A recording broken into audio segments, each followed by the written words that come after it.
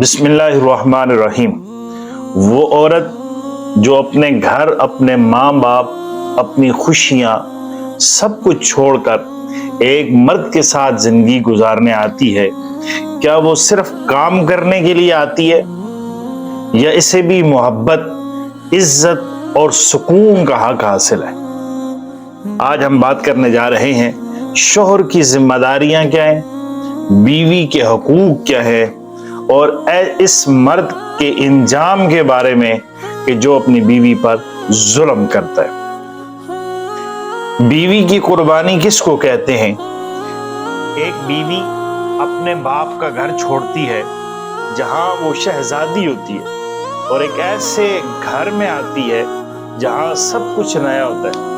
وہ خاموشی سے سب کچھ برداشت کرتی ہے، خاموشی سے برداشت کرتے کے ساتھ ساتھ صرف اس امید پر کہ اس کا شوہر اس کا ساتھ دے گا۔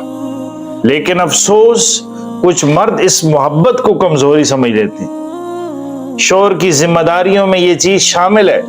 اسلام نے شوہر پر بہت بڑی ذمہ داری رکھی ہے کہ وہ نرمی سے بات کرے، رزق فراہم کرے، عزت دینا، محبت اور حفاظت کرنا یہ شوہر کی ذمہ داری۔ نبی کریم صلی اللہ علیہ وسلم نے فرمایا، تم میں سب سے بہتر وہ ہے جو اپنی بیوی کے ساتھ اچھا ہو، یعنی اچھا سلوک کرے۔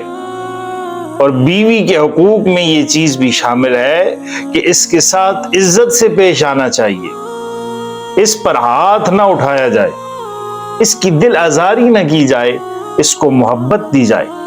وہ نوکرانی نہیں ہے بلکہ تمہاری زندگی کی ساتھی ہے۔ اور ظلم کرنے والا جو مرد ہے، فرمایا جو مرد اپنی بیوی پر ظلم کرتا ہے، یاد رکھو اللہ سب کچھ دیکھ رہا ہے۔ ایک دن آئے گا جب تم سے ہر آنسو کا حساب لیا جائے گا۔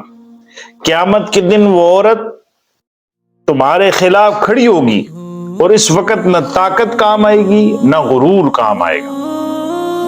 بیوی پر ظلم کرنے والا مرد کبھی کامیاب نہیں ہوتا، یہ بات یاد رکھیے۔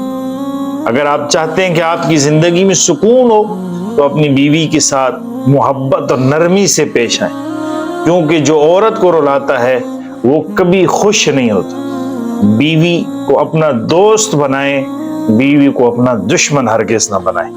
اگر آپ کو آج کی یہ ویڈیو ہماری پسند آئی ہے تو اس کو لائک کریں، شیئر کریں اور ہمارے چینل کو سبسکرائب کریں تاکہ ایسی مزید اسلامی ویڈیوز آپ تک پہنچ سکیں۔ جزاک اللہ۔